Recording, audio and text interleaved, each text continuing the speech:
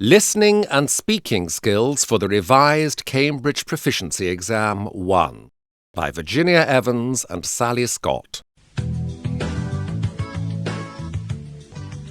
Επιμέλεια Γιώργος Πιτροπογιαννάκης. Speaking Practice 1 Part 1 Exercise 2 Page 34.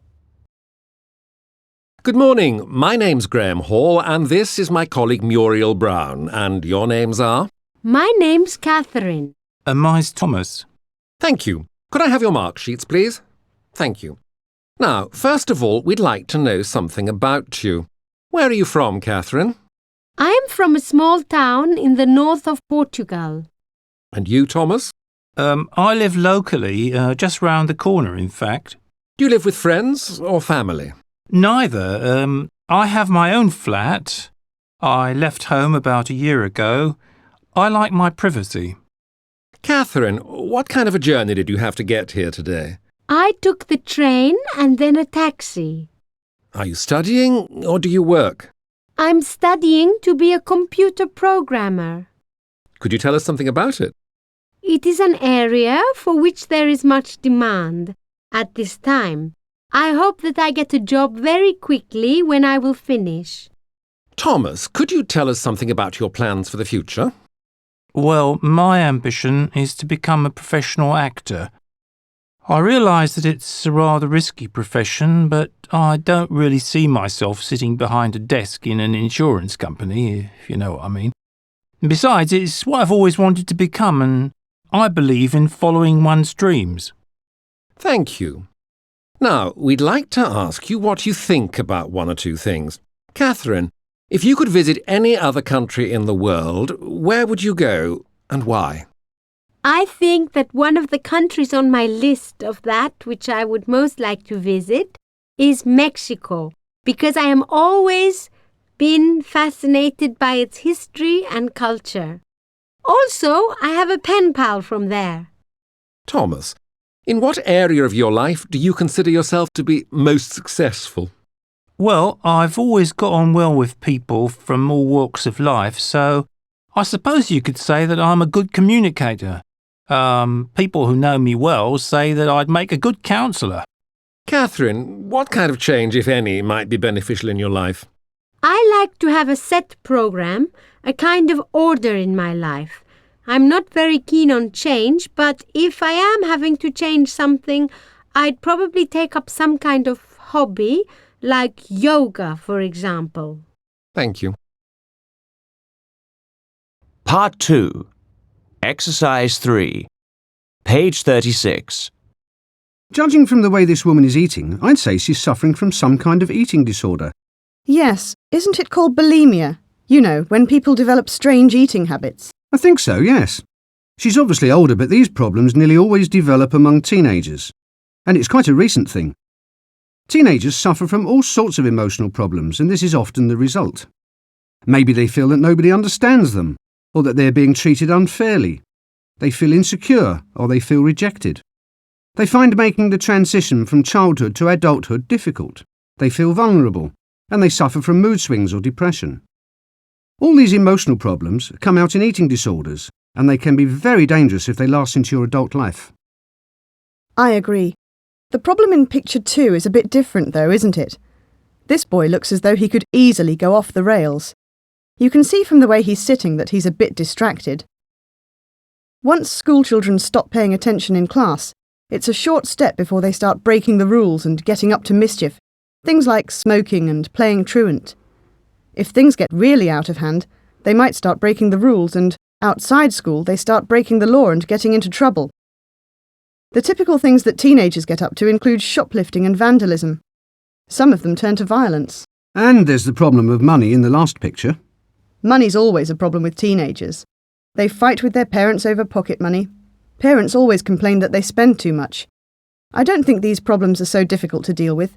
Sensible parents realise that bad behaviour in their children is more often than not just a phase that they're going through. With a bit of parental guidance, most of these problems can be avoided. If parents and teachers are tolerant and supportive, if they're understanding, then most things can be dealt with. And then, if things get really bad, There should be a support network of experts who have the training to deal with serious problems. Part 3. Exercise 3. Page 37. Well, to start off with, I really don't think that unemployment in industrialized societies can be attributed to individual laziness. In the main, unemployment is a phenomenon that has its origins in the economic performance of a country. However, where there are indications that people are less than enthusiastic about finding a job, a possible solution might be to stop their unemployment benefit payments. However, this measure could also have undesirable consequences, as individuals still might not be able to find a job in spite of the increased urgency. The result of this would be a return to financial deprivation that was a common feature of times when there was little or no social provision for people who couldn't support themselves. People who don't have any previous work experience are caught in a trap and constantly find themselves at a disadvantage when they are competing for a job with others who have experience. Work experience schemes can go some way to countering this problem. By giving incentives to industry to take on first-time workers, the government can go a long way towards alleviating not only the financial aspect of the problem, but can also improve the self-esteem of young adults and reduce feelings of alienation. Where technological development is the cause of unemployment, it might be advisable to reintroduce traditional working methods where manual labour is involved. This would have the effect of increasing the number of people required to carry out the task in question and, as a consequence, the level of unemployment would fall. Speaking Test 1. Part 2. Exercise 2B. Page 38. Now, I'd like you to look at all the pictures. Imagine that these photographs have been chosen to illustrate an article about teenagers in a magazine aimed at adult readers. Talk together about how each image might affect readers' attitudes to teenagers. Then suggest one or two further aspects of teenage behaviour which you agree should be included in the article in order to present a more positive image of adolescence. You have about 3 minutes to talk about this. I'd expect picture 1 to arouse some sympathy in adults for teenagers and their problems, as it shows how sensitive young people can be. It will probably bring back memories of those insecure teenage years, when any small problem, a disagreement with your best friend, for example, was enough to make you feel as if the world was coming to an end, and that terrible feeling that nobody could understand how you felt. I also think this photograph will make those who neglect their children feel guilty. A lot of parents nowadays are too busy with their own lives to pay enough attention to what's going on in their children's. Let's have a look at the third picture, shall we? A lot of young teenagers smoke, and advertisements are targeting them more and more. I think adults would be very concerned by this picture because it shows how susceptible young people are to outside pressures, which can easily lead them astray. I also think adults would be interested to learn how vulnerable their children are to peer pressure. Most adolescents probably only start smoking to fit in or because they think it makes them look sophisticated and confident, when in reality they're frightened and insecure. What do you think about picture 2? Personally, I think this is only likely to anger adult readers, as it shows how stubborn some teenagers can be. I don't know. I think it might disappoint or worry parents more than anger them. Look at the expression on the boy's face.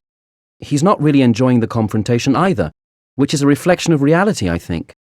Neither the child nor the adult much enjoys the fights and arguments. They both recognize them as situations from which no one is going to emerge the winner, but neither one is able to stop.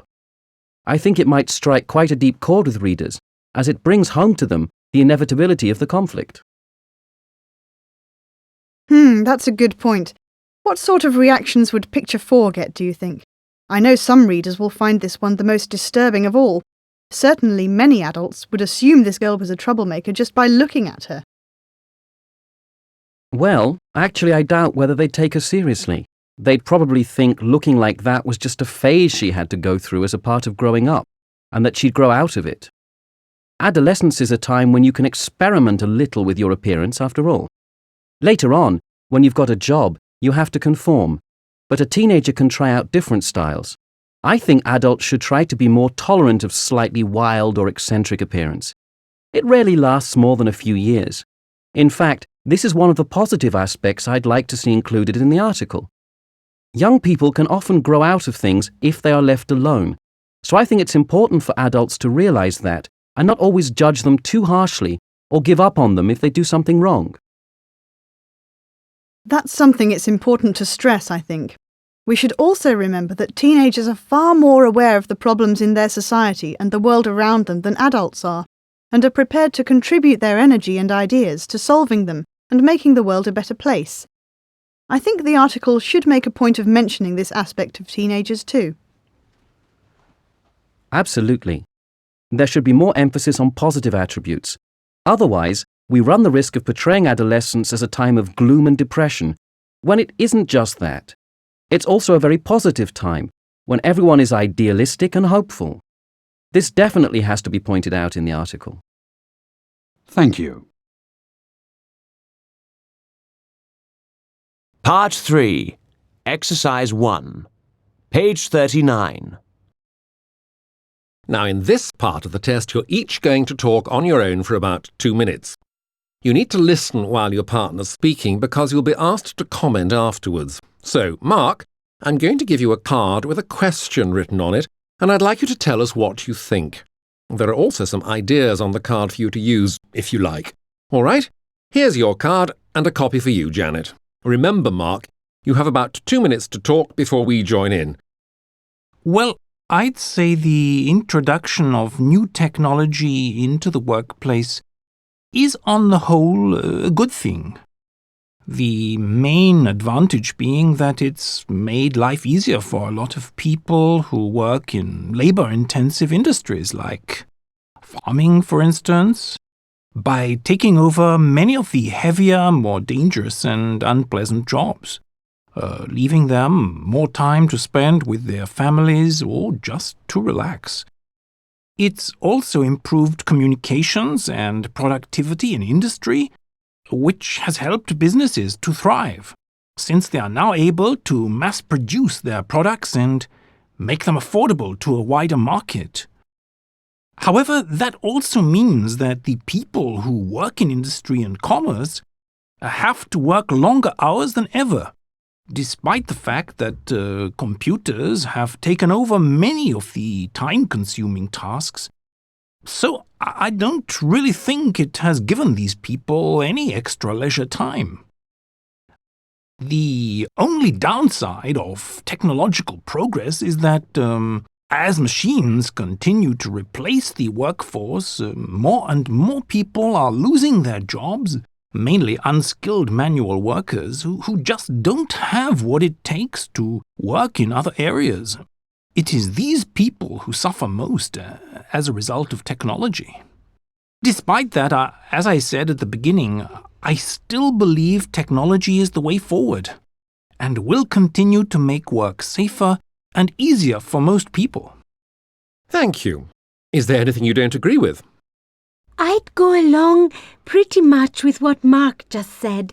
The only thing I'm not in agreement with is what he said about people working longer hours than in the past. Thank you.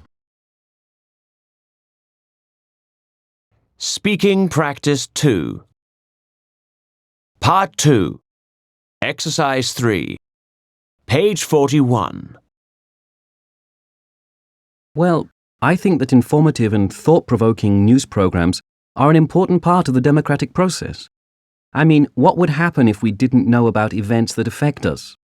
I certainly agree with you that being informed is vital. If we are not, we leave ourselves open to manipulation from whoever is in power. Although in some cases, news reports themselves can be biased and manipulative. Absolutely. That's why we need to choose our sources for information carefully. I think the situations shown in photographs A and B are by far the most newsworthy. They deal with issues that affect us all, wouldn't you agree? I understand what you mean, but I only agree in part. Air pollution is certainly something we all need to be aware of and take individual action to battle it. However, I'm not so sure the war in Picture B is directly relevant to me in any way. I mean, Why do I want to know about a war that's happening thousands of miles away? Surely it's up to the fighting parties to see some sense and try to resolve their differences peacefully. How do you feel about that? Well, that's not how I see it. Wars and their effects have a nasty habit of spreading. Don't forget that even world wars are not cross-continental conflicts to begin with, but localized ones. You do have a point. Anyway, what about the least newsworthy item? I think our job is easy here. I fail to see how item C would have a prominent place in any serious news program or newspaper. You could be right, but has it occurred to you that teenagers often idolize pop stars? I mean, if I had children, I would like to know what the people my child thinks of as role models get up to. Don't you agree? Well, yes and no. Yes, I think it's important to be aware of who or what influences young people, but at the same time, I believe that the remaining 4 items are much more important. By this, I don't mean that they are totally unimportant, just that they should be higher up in one's list of priorities when it comes to getting the news. Don't you think so? From this point of view, yes. So we agree that A and B are the most important, with C coming last. And D and E somewhere in the middle, yes. This question is relevant to what we were just discussing, isn't it? And I think it is true that the media are too concerned with what pop stars and actors and footballers are doing. What would you say? Very much so. As we said before, it's important for parents to know things about the people their children look up to. But I doubt that what such and such model had for dinner or where such and such actor goes on holiday is in any way relevant. I couldn't agree with you more. Celebrities are not really that interesting, and the kind of reporting which deals with their lives is not informative or in any way enlightening. It's intrusive and sensationalist. I certainly feel the same. Part 2. Exercise 4B. Page 42. I would say that the first priority has to be political events, since what happens in politics sooner or later affects everything else. I suppose you're right, but you could say the same thing about the environment. Yes, but politics covers everything. I think political events are more urgent because we might have a war or something, whereas environmental issues, as serious as they are, don't tend to change so rapidly as political events. OK, so we'll put politics first and the environment second. Or business news. We could put that second. No, I think that is important, but we really ought to pay more attention to the environment, or there'll be nothing left of the Earth. Besides, if we put more emphasis on the problems facing the environment, then it might just encourage businesses to pay more attention and stop doing so much damage. All right then. So we'll put political events first, followed by environmental issues and then business news. What about the other end? What should we put last? OK, well, what's left? Health and entertainment. Well, I suppose the most sensible answer is to put health next and then entertainment. Absolutely. Health is very important. If there's a breakthrough or a particular health risk, then the public should be informed. You can find out about entertainment almost everywhere nowadays. That's true. And I suppose we ought to remember that we're talking about a serious publication here. As you said, there are plenty of magazines where you can read about what's happening in the world of entertainment. I don't think it's so important to put it in newspapers. Right, so we're agreed. First political events, then environmental news, followed by business news. And lastly, health issues and entertainment news. Speaking Test 2. Part 2. Exercise 1B. Page 44. Now, in this part of the test, you're going to do something together. Here are some photographs that represent various issues in the news. First, I'd like you to look at photographs 1 and 2. Together, talk about how they make you feel. You have about a minute for this, so don't worry if I interrupt you. I don't know about you, but I find picture 2 quite disturbing. I agree. It's a very harrowing picture, and I find it very shocking. But I think we're meant to be shocked by it. I think the photographer is trying to make a point. Yes, I think you're right. It's as if the photographer wants to draw attention to the horror and degradation of this child's plight and people like her. And that photograph does a very good job in getting its message across. What about picture 1? It looks like a forest fire to me, and if that's the case, then I find the picture alarming because it shows us how much damage such a fire can cause. What I find disturbing is the fact that not all forest fires begin naturally. A lot of the time they're caused by people's carelessness or are even started deliberately. Thank you. Part 3. Exercise 2. Page 45. Now, Manuel, it's your turn to be given a question. Here is your card and a copy for you, Alexia. Remember, Manuel, you have about 2 minutes to tell us what you think, and there are some ideas on the card for you to use if you like. All right? I think it helps a lot with language learning if we try to become familiar with at least part of the country's culture. Languages develop within a social, political, historical, and cultural context. If we're not aware of this context, we cannot understand the subtleties of meaning which are prominently present in all forms of spoken communication. To put it in very practical terms, idioms and phrases are much more accessible when you know a few things about a country's culture. And when we try to understand gestures and facial expressions, things can get quite tricky if we are culturally ignorant. I'd like to cite an example. During my recent visit to America, I noticed that people, especially men, often punched each other's shoulder when saying hello. Now in my country, this could have been taken as an aggressive gesture, whereas in America it's understood as a gesture of camaraderie and friendship. This is part of a greater cultural difference between the US and my country. For instance, Americans are much more keen on sports, where there is a lot of physical contact between opponents, than the people of my country, amongst whom sports like football and boxing are not at all popular. Knowing about this cultural difference helped me understand the meaning of the gesture, although I had never seen it before. As this example shows, knowing about a country's culture can help you understand the way its people communicate. Even the best dictionary in the world cannot give you the same insight as knowing about what makes the people of a place tick. And I firmly believe that, if you are to study a language to a high level, then it is essential to know something of its artistic heritage and its history too. You cannot separate a language from these elements of a country. And to be honest, I cannot understand someone not wanting to learn the fine details of a country's culture if he is learning the language. To me, they are all integrated and help us to understand how a language has developed. In fact, when I was learning French, I even took up French cookery as a part of my quest to get to know the culture better. Thank you. Is there anything you don't agree with?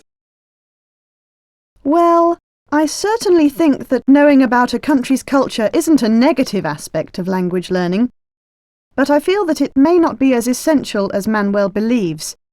It may be more necessary when you're learning a language like Japanese, where tone, gestures, and facial expressions play a very large part. But I believe that, at least among Europeans, these communication elements do not differ dramatically from country to country. Still, I agree that it can help if you understand the traditions of a nation, and that can be beneficial when learning a language. Thank you. Speaking Practice 3. Part 1. Exercise 1B. Page 46. How do you feel about using public transport? I find it useful. I wouldn't dream of it. Mainly because it's just so unreliable and it gets far too overcrowded for my liking. How do you feel about cars? I wish I could afford one. Oh, I couldn't live without one. It's so quick and convenient, and it gives me so much freedom. Do you spend a lot of time travelling to and from work or school? Hardly any. Not as much as some people. I'm fairly lucky that it's a pretty straight road from my place to the office. I do have trouble finding a parking space, though. Sometimes I have to drive around for 10 minutes before I find one, usually miles away from the office. So I suppose that adds time to my journey. How often do you travel around your own country? Hardly ever. Not as often as I'd like. Petrol is so expensive these days. I can't afford to go on long journeys. I don't like trains, and airfares are well out of my price range. How do you feel about travelling abroad? I can't see the point. I've rarely had the opportunity, but I'd love to travel more. I think we can learn so much from other cultures. I'd like to see how other people live and try different types of cuisine. There are so many interesting sights I'd like to see too. For example... Part 2. Exercise 1A. Page 46. In my business, travel's part of the job. As a salesman, I have to travel to make new contacts and do business. But while I enjoy meeting new people and seeing new places, there are some drawbacks. For a start, it's a very unsettled lifestyle, and living out of a suitcase can be very tiring and boring. Travel's not part of my job, but it sometimes feels like it. I live quite a distance from my place of work, so I have to commute long distances to and from town. It's tiring and expensive, and it takes quite a large chunk out of the day, so I don't have much time to spend with my family or for a social life. Things back home weren't good, so I left my country to find a better life abroad. I wanted to live in a better climate, where there were plenty of jobs and a cheaper and safer lifestyle. I found it difficult to adjust to the different climate, and I found it difficult to learn the language. It took me a long time to get over the culture shock. On top of that, I missed the family and friends I had left behind. I worried about them all the time. It was terrible for me because I had no way of contacting them. The worst thing is, though, that we've never really been accepted. We still get treated like second-class citizens, and I still find it hard to cope. I like to visit new countries and experience new sights, sounds, tastes, and so on. I admit I'm more of a tourist than a traveller, really, but I try to go abroad at least twice a year if I can. You know, on package tours. I like being in the places I go to, but the business of getting there and coming back is the problem. In the age of mass tourism, you seem to spend most of your time waiting around in airport lounges. And then when you get there, they've either lost your luggage or the hotel isn't what you expected. Speaking Test 3. Part 2. Exercise 1B. Page 50. Now, in this part of the test, you're going to do something together. Here are some photographs showing different aspects of travel. First, I'd like you to look at pictures 3 and 5 and, together, talk about why these people may have chosen to travel in this way. You have about a minute for this, so don't worry if I interrupt you. It's inconceivable to me why anyone would want to backpack.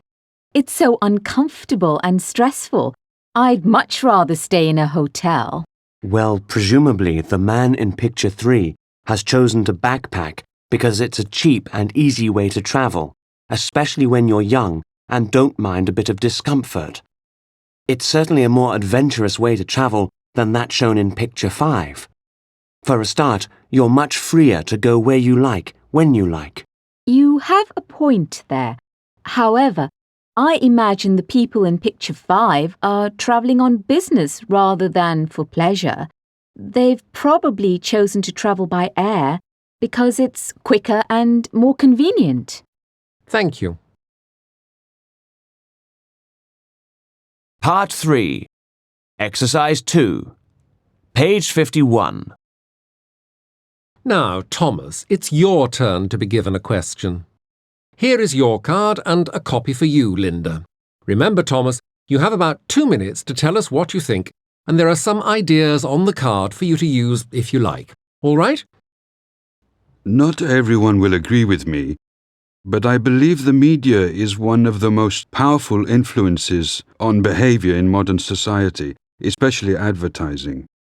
In my view, advertising doesn't just influence our choice in what we buy, but at the same time tries to influence our lifestyles. It seems to me that the environment is saturated in advertising, especially if you live in a city or town. But wherever you live, if you have a television, you can't escape its influence. This is not to discount the effect peer pressure has on us. When you're a teenager, peer group pressure has probably just as much, if not more, effect on your behavior. I think the reason for this is that, generally speaking, young people lack the maturity to be independent. They give in to peer pressure because they want to fit in and be part of the crowd. Kids who are different are often bullied and are usually lonely. No one wants that.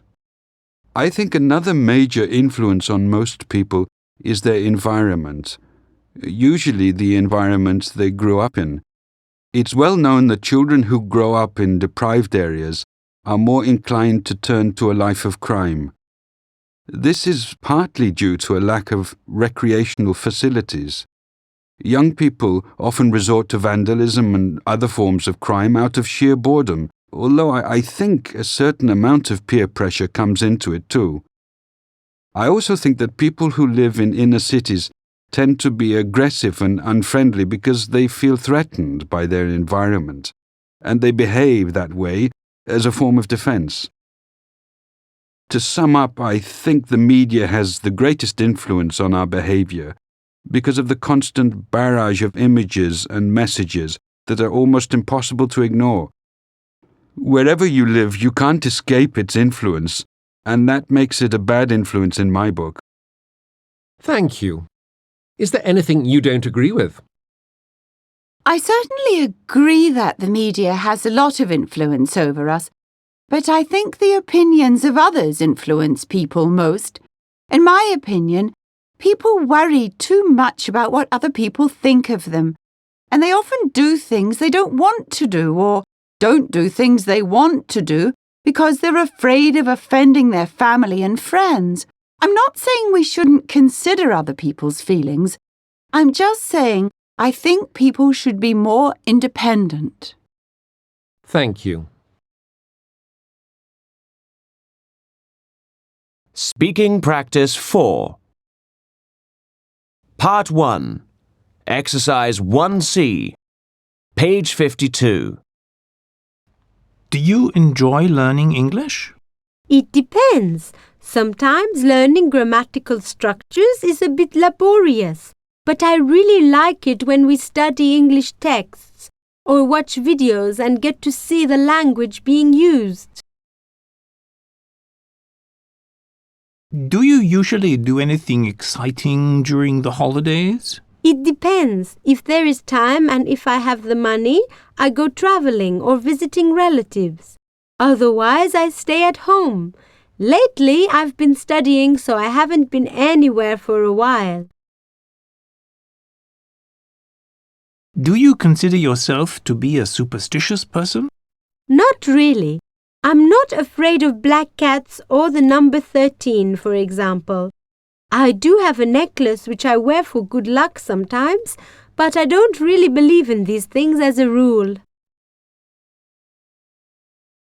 If you could, would you make any changes to your country? Very much so. There are a lot of problems, especially with unemployment. So I'd like to create more jobs for a start. Then I would improve the education system so that everyone had the chance to have a good education. Do you have any heroes? One or two. I look up to people who have done their own thing and have paid no attention to their critics. People like Damien Hirst, the artist, for example. A lot of people have openly criticized his work, but he believes in what he does, and He doesn't let the opinions of others affect him. Part 2. Exercise 1A. Page 52. The first picture looks as though it has been taken after a forest fire. Yes, I agree. It shows the devastating effects of a fire which still appears to be raging in the background. The second picture obviously reflects the need to protect the environment, as it serves to remind us of the damage which is being caused to the seas as a result of oil spillages. I think it's a very good example of the type of man-made disaster which could easily be avoided if shipping lines took more care of their vessels, or if other ways of transporting large quantities of oil were found. I agree that the main message here seems to be that we are to blame for this kind of damage to the environment. In picture 3, however, I think the photographer is trying to show us that man is powerless over nature, as it depicts the results of what appears to have been a serious earthquake or tornado. On the other hand, it could be the results of a bombing, in which case people and not nature are once again to blame. I think the message of the last photo is quite clear, though. By showing a flooded road, the photographer is obviously saying that even people lucky enough to live in developed countries are subject to the forces of nature. Speaking Test 4. Part 2. Exercise 2B. Page 56. Now, I'd like you to look at all the pictures. I'd like you to imagine a television network is producing a program about environmental disasters. The focus of the program is man's uneasy relationship with nature and man's attempts to exploit nature. Talk together about the disasters shown. Then decide which picture best illustrates nature's power over mankind. You have about 3 minutes to talk about this. The first photograph looks as though it must have been taken after or during a hurricane, and the third picture is a volcanic eruption. I think they're both good pictures for our purposes because they certainly seem to portray the idea that nature is extremely powerful. A volcanic eruption is like nature's equivalent of an atomic explosion in a way. Whereas I think picture 2 clearly shows that we've gone too far with our interference in nature, and the possibility of a major nuclear disaster is a result of our pushing things too far. I agree with you that the volcanic eruption is a great photograph because it's very dramatic. If you imagine a man on the side of the volcano, it puts things into perspective a bit more, doesn't it? It reminds us that there are some things in nature that we just have no control over. Nature is a law unto itself. What about the other pictures? I don't think picture 4 is very effective. No, nor do I. It shows the opposite, really, that man is more powerful than nature, or at least as destructive as nature.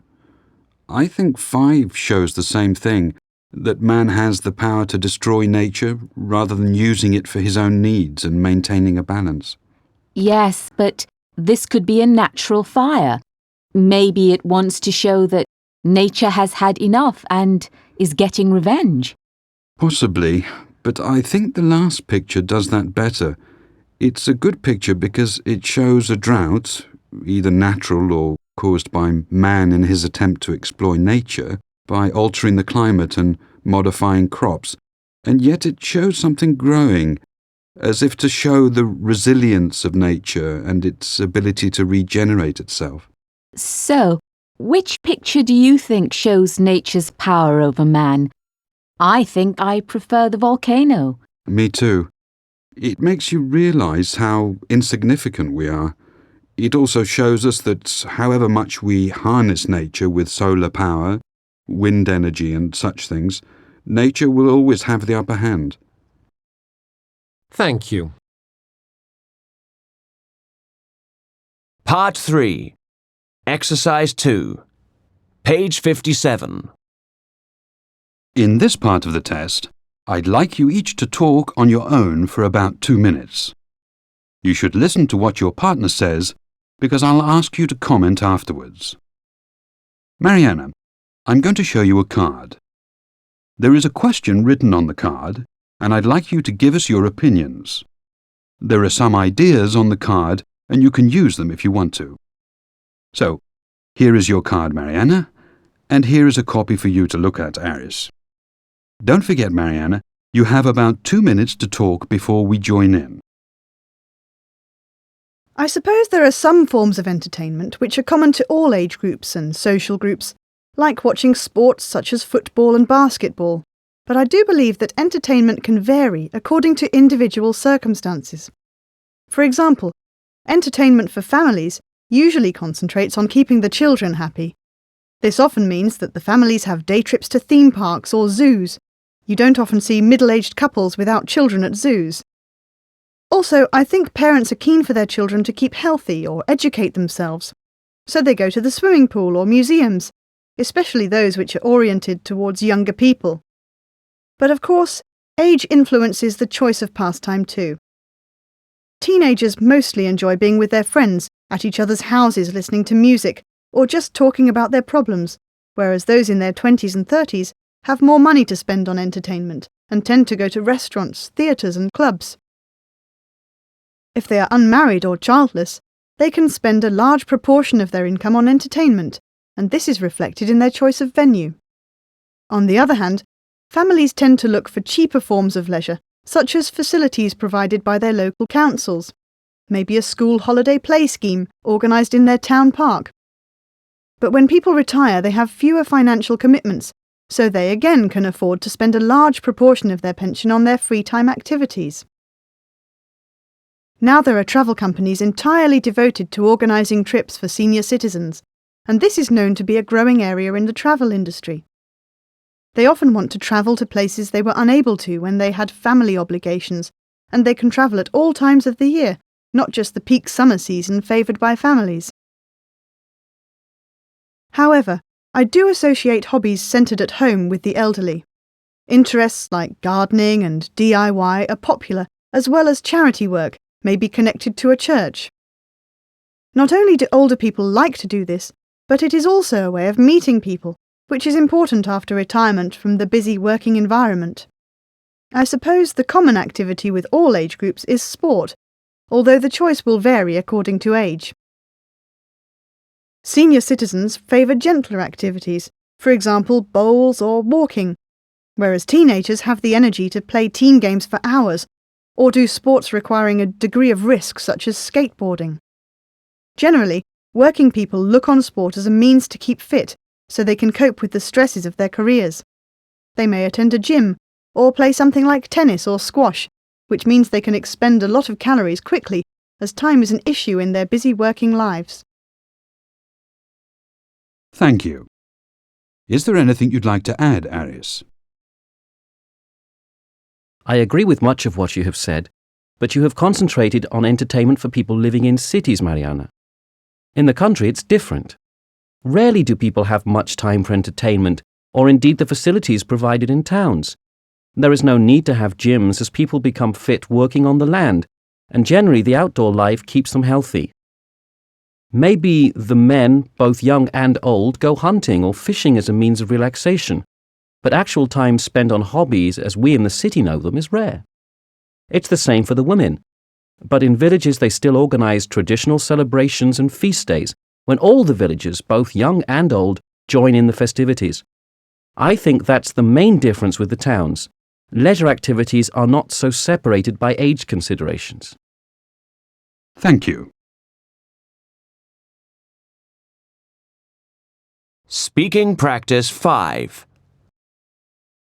Part 2. Exercise 3A. Page 59. Having other people relying on you is a huge responsibility to be burdened with.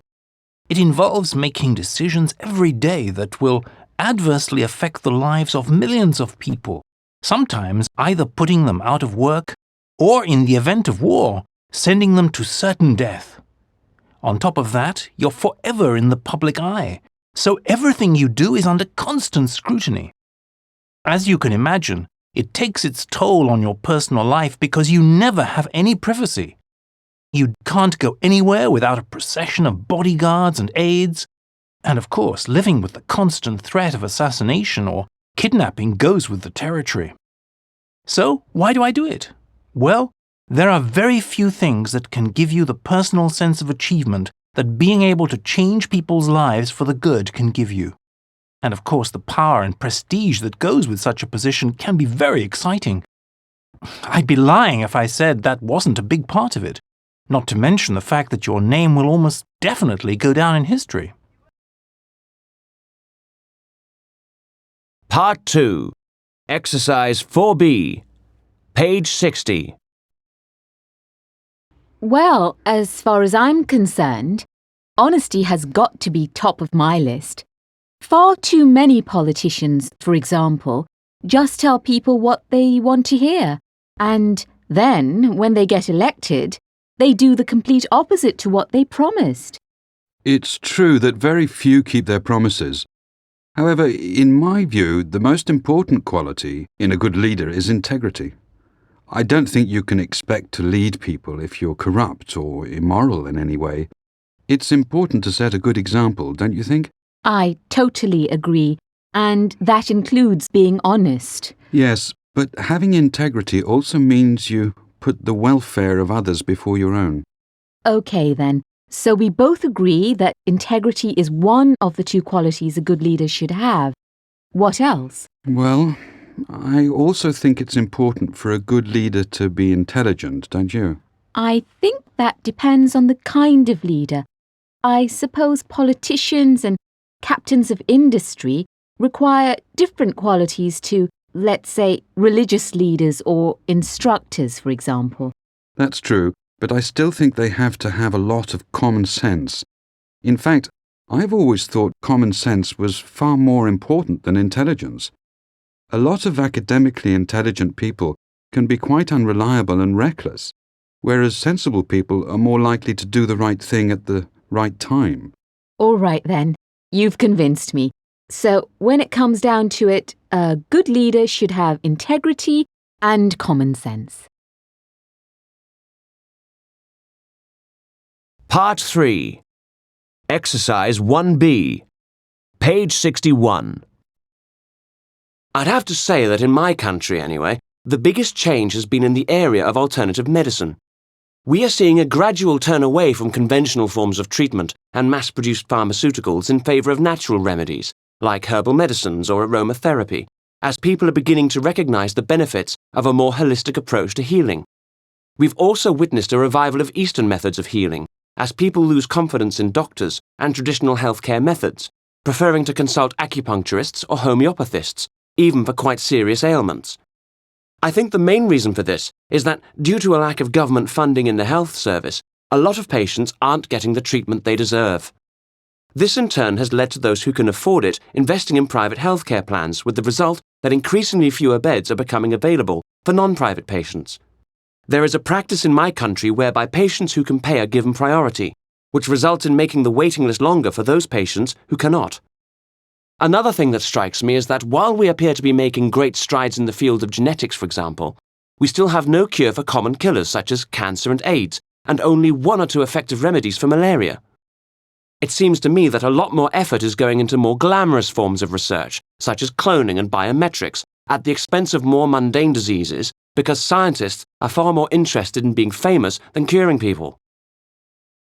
I think it's fair to say that a lot of recent breakthroughs, such as genetic testing for diseases and the possibility of cloning new body parts, are not intended to benefit ordinary people. To sum up, I'd say that while it may appear that the quality of healthcare is improving, in actual fact, it's only the privileged few who are going to reap the benefits of current and future developments.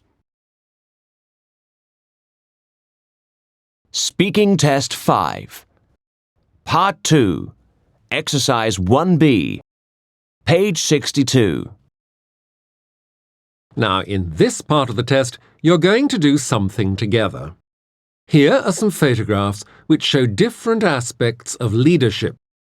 First, I'd like you to look at pictures 1 and 2 and together talk about who they have authority over. You have about a minute for this, so don't worry if I interrupt you. I could be wrong, but I think the man in the first picture is Bill Clinton, former President of the United States. He looks like he's making a speech. I'm afraid I don't recognize him, but judging by the setting, I imagine he's a political leader of some sort. So we can safely say he has authority over the government and probably over the military as well as the nation he represents. I totally agree. What about picture 2? It's been taken in an office and there's a guy at a desk with 3 people standing around him. He looks like a manager of some sort. The woman on his right might be his secretary, don't you think? I wouldn't necessarily say he's a manager. I think the setting is too informal. He looks like he's discussing something with his colleagues, so my guess is he's a department head or a team leader. In that case, I imagine he has authority over other employees who are also professional people like himself. Thank you. Part 3. Exercise 1. Page 63. In this part of the test, I'd like you each to talk on your own for about 2 minutes. You should listen to what your partner says, because I'll ask you to comment afterwards. Felix, I'm going to show you a card. There is a question written on the card, and I'd like you to give us your opinions. There are some ideas on the card, and you can use them if you want to. So here is your card, Felix, and here is a copy for you to look at, Isabel. Don't forget, Felix, you have about 2 minutes to talk before we join in. It seems apparent to me that attitudes to health have been transformed over the last decade or two, and indeed this change is continuing. First of all, as regards exercise, almost everyone now has come to realize the value of pursuing some kind of physical activity on a regular basis. This is all the more necessary because so many of us lead a fairly sedentary life nowadays, and exercise doesn't actually constitute an integral part of our daily working routine, as it might have done in the past before the days of widespread computer use and mass car ownership. A result of this is that a large proportion of the adult population subscribe to local fitness clubs, where they have the opportunity to participate in classes, aerobics or yoga for example, play a sport, or simply work out individually on the various exercise machines available there. Another aspect of this change is our attitude to food. On the one hand, the food we eat nowadays may be more unhealthy than ever before, or maybe it is just that people are more aware of the potential harm that the additives used by the food industry and in agriculture to increase production can cause to us. I'm talking about preservatives, hormones, fertilizers, pesticides, and so on. And now there's the added threat of genetically modified crops finding their way into our food, and the uncertainty of what effects they might have on us in the long term. On the other hand, and maybe due to these perceived dangers, more and more of us are making an effort to improve the quality of the food we eat and feed to our families. There's a growing market for health foods and organically grown vegetables, for example, even though they tend to be expensive. But where health is at stake, many of us are prepared to pay that little bit extra. As for medicine, there seems to be an increasing dissatisfaction with Western medical science, though no one can deny the prodigious advances that have been made, enabling us, for example, to cure certain diseases that used to be life-threatening quite easily with drugs. I think there is a feeling nowadays that we have become over-reliant on short-term chemical solutions, and that in the end we are poisoning our bodies without really effecting a long-term cure. This is where alternative medicines come in. Homeopathy, for instance, with its holistic approach to treatment, is gaining widespread popularity. Also, people are looking to the East, to Oriental methods, such as acupuncture, as a drug-free alternative to treating pain and other symptoms. Thank you. Is there anything you'd like to add to that, Isabel?